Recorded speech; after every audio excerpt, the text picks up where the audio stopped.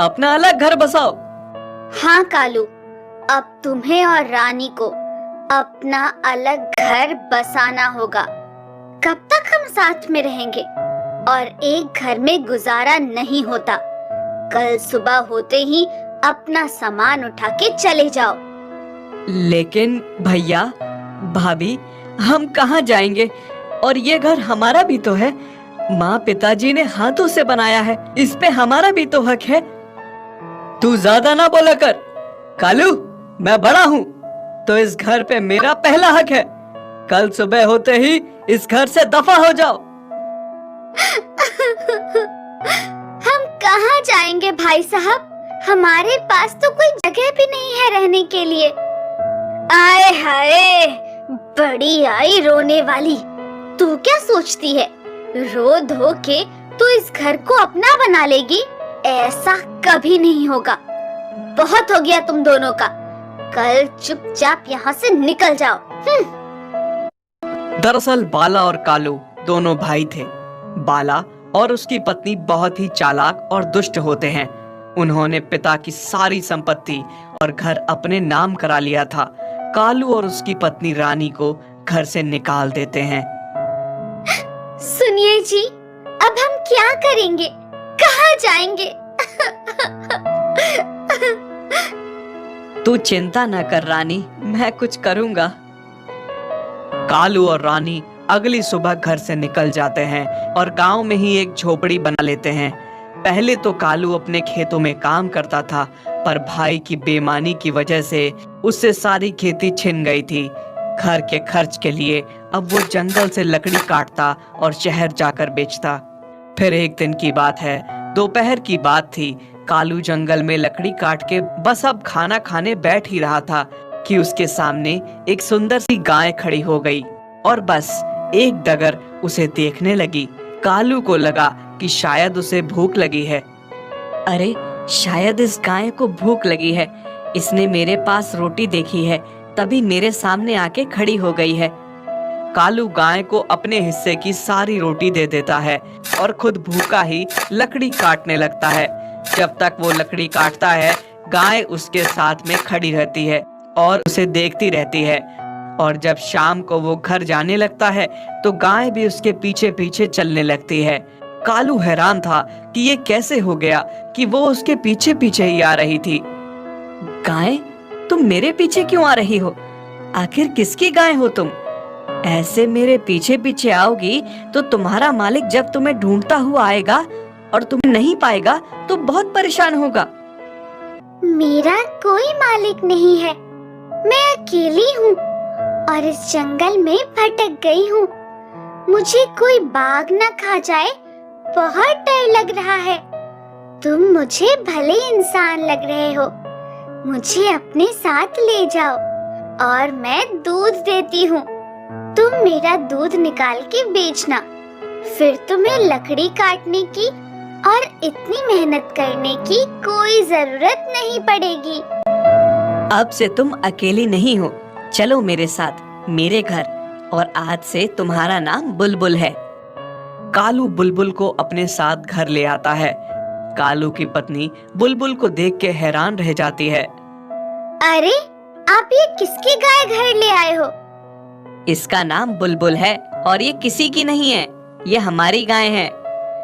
कालू रानी को सारी बातें बताता है कि किस तरह से बुलबुल उसे जंगल में मिली। बस उस दिन से कालू की पत्नी उसकी सेवा में लग जाती है और खूब सेवा करती है। फिर जैसे ही कालू और रानी बुलबुल का दूध निकालने जाते हैं, सोने में बदल जाता है। ये सब देख के दोनों पति पत्नी हक्के बक्के रह जाते हैं। देखा रानी, हमारी बुलबुल चमत्कारी गाय है। हाँ जी, आप सही कह रहे हैं। शायद ऊपर वाले ने हमारी सुन ली। बस फिर क्या था, इस तरह कालू और रानी बुलबुल का दूध निकालते हैं और दूध सोने में बदल जाता है। बुलबुल ने तो मानो उसकी किस्मत ही बदल दी। कुछ ही दिनों में कालू और रानी के पास अपना बहुत बड़ा घर, खेत और पैसा आ जाता है। सभी देख के हैरान थे कि कालू ने ऐसा क्या किया जिससे उसकी किस्मत ही बदल गई। फिर ये बात उसके भाई बाला और उसकी पत्नी झुमकी तक पहुंच जाती है। ए जी, सुनते हो? कहाँ हो? हाँ बोलो, क्या हुआ? क्यों चिल्ला रही हो? चिल्लाऊं नहीं तो क्या करूं? तुम्हें कोई खबर ही नहीं रहती कि दुनिया में क्या हो रहा है। अब क्या हुआ? दुनिया के सारे कलेश तो मेरे घर में ही हैं, तो दुनिया में क्या हो रहा है कब पता लगाऊं? जल्दी बताओ क्या हुआ है? तुम्हारे भाई का कारोबार देखा तुमने? कहां से कहां पहुंच गया है। मैं कहती हूँ आखिर ऐसा क्या किया उसने? थोड़े दिन पहले निकाला था उसे घर से और उसने ऐसा क्या किया जो आज गांव में सबसे अमीर बन गया है? ये मेहनत तो हो ही नहीं सकती। जरूर इसके पीछे कोई चमत्कार है। तुम सही कह रही हो, पर ऐसा किया क्या होगा उसने? अब हमें बताएगा भी नहीं। हमने उसे घर से जो निकाला था। तुम्हारा भाई बहुत भोला है। बातों में फंसाओगे तो फंस जाएगा। तुम सही कह रही हो। उसके घर चल के उससे बात करते हैं और फिर अपनी बातों में फंसा के उससे उगलवा लेंगे सारी सच्चाई। शाम को झुमकी और बाला कालू के घर जाते हैं। उसे बातों में फंसा के वो उससे सच जानना चाहते थे। कालू कुछ हद तक उनकी बातों में फंस जाता है और उन्हें जैसे ही बताने वाला होता है कि वो भाई मेरी इस तरक्की के पीछे मेरी गायें, जैसे ही कालू बताने वाला होता है रानी उसे रोक लेती है। अरे भाई साहब, हमारी इस तरक्की के पीछे बस हमारी मेहनत है और कुछ नहीं। आप भी मेहनत करोगे तो बहुत कमाओगे। बाला और झुमकी के जाने के बाद कालू रानी को बोलता है कि तूने मुझे बताने से क्यों रोका? ये आप क्या कह रहे थे? आप नहीं जानते उन्होंने हमारे साथ क्या किया है? अगर वो जान जाते हमारी तरक्की का राज हमारी बुलबुल है तो वो किसी भी हाल में बुलबुल को हमसे छीन लेते। हमें ये बात भाई भाभी को तो क्या, किसी को भी पता नहीं चलने देना है। तुम ठीक कह रही हो।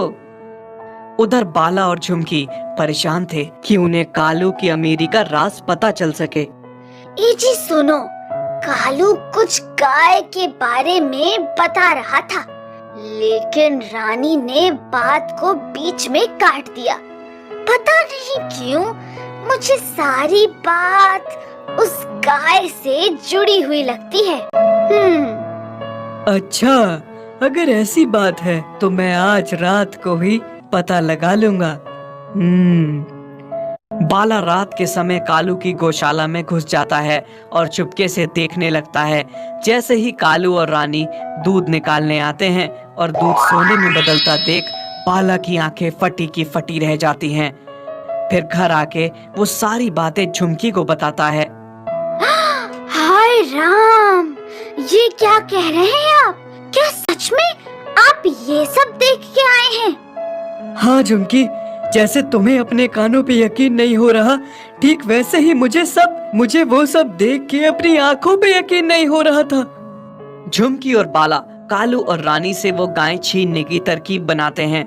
वो सोचते हैं कि गाय चुरा कर तो हम यहाँ रख नहीं सकते कालू और रानी के सामने, लेकिन गाय चुरा कर अच्छे दामों पर बेच तो सकते हैं ना। आज रात को हम गाय चुरा कर माल गाड़ी में ले जाकर दूसरे गांव के सेठ को बेच आएंगे। रात को बाला और झुमकी कालू की गौशाला में पहले से ही छुप जाते हैं। जैसे ही कालू और रानी बुलबुल से सोने का दूध निकाल के ले जाते हैं, रात को मौका पाते ही बाला और झुमकी बुलबुल को चुरा कर ले जाते हैं। पर बुलबुल को चुराते हुए पड़ोसी देख लेते हैं। फिर अगले दिन सुबह सुबह जैसे ही कालू बुलबुल को चारा देने आता है, वो बुलबुल को नहीं पाता। हाय राम, हाय राम, मैं तो लुट गया। रानी भागती हुई आती है। क्या हुआ जी, आप क्यों रो रहे हैं? रानी, हमारी बुलबुल को कोई चुरा के ले गया, हम बर्बाद हो गए। ऐसा कैसे हो सकता है? कौन ऐसा कर सकता है? हमारी बुलबुल को कौन हमसे छीन सकता है? तभी कालू का वही पड़ोसी आ जाता है जिसने रात को बाला और झुमकी को बुलबुल को चुराते हुए देखा था। कालू भाई, मुझे तुम्हें कुछ बताना है। रात को मैं जब बाहर टहल रहा था, तभी मैंने देखा आपका बड़ा भाई और भाभी आपकी गाय को चुरा के ले जा रहे थे। जब मैंने उसका पीछा किया तो देखा कि वो गाय को सुबह की मालगाड़ी में ले जाने वाले हैं। अभी तक तो वो लोग निकल गए होंगे, पर आप अगले स्टेशन पर गाड़ी रुकवाकर गाय को वापस पा सकते हो। देखा, मैंने कहा था ना, भैया और भाभी कभी नहीं चाहेंगे हमें। वो हमसे हर एक चीज को छीनना चाहते हैं और आज हमारी बुलबुल को छीन के ले गए। तुम चिंता न करो रानी, इस बार भाई साहब और भाभी हमसे कुछ नहीं छीन सकते। इसका तो उन्हें कड़ी से कड़ी सजा मिलेगी और हमारी बुलबुल हमारे पास होगी। उधर बाला और झुमकी बुलबुल को मालगाड़ी में ले जाकर बहुत खुश थे। ए जी, आज मैं बहुत खुश हूँ। एक तो कालू और रानी को बर्बाद करके, दूसरा इस गाय के लिए। इसे बेच के हम लाखों कमाएंगे। हाँ झुमकी, खुश तो मैं भी बहुत हूँ। बहुत हवा में उड़ रहे थे ना दोनों, अब क्या करेंगे, अब तो बर्बाद हो गए। बस थोड़ी देर में अगले स्टेशन पर उतर के गाय को सेठ को बेच देंगे। तभी स्टेशन पे गाड़ी रुकती है और पुलिस वाले आके गाय को गाड़ी से बाहर उतारने लगते हैं। अरे अरे, आप ये क्या कर रहे हो? हमारी गाय को कहाँ ले जा रहे हो? हाँ, आप हमारी गाय को नीचे क्यों उतार रहे हैं? हम गाय कोई नहीं उतार रहे, तुम दोनों को भी गिरफ्तार कर रहे हैं। हाँ? पर हमने क्या किया है? आपको जरूर कोई गलतफहमी हुई है साहब। हमने कुछ नहीं किया। तभी पुलिस वाले बाला और झुमकी को गिरफ्तार कर लेते हैं और बुलबुल और कालू को रानी को सौंप देते हैं। बुलबुल, मेरी बुलबुल, तुम मुझे मिल गई। अब मैं तुम्हें खुद से कभी दूर नहीं जाने दूंगा। हाँ बुलबुल, अब हम तुम्हें कभी दूर नहीं होने देंगे। कालू मेरे भाई, हमें माफ कर दो, गलती हो गई। इतनी सी गलती के लिए क्या अपने भाई को गिरफ्तार करवाओगे क्या? हाँ कालू और रानी, रहम करो हम पे। आज के बाद ऐसी गलती कभी नहीं होगी। सुनिए जी, इस बार इन्हें माफ न करना। तुम सही कह रही हो रानी, इस बार की गलती इनकी माफी के लायक नहीं है।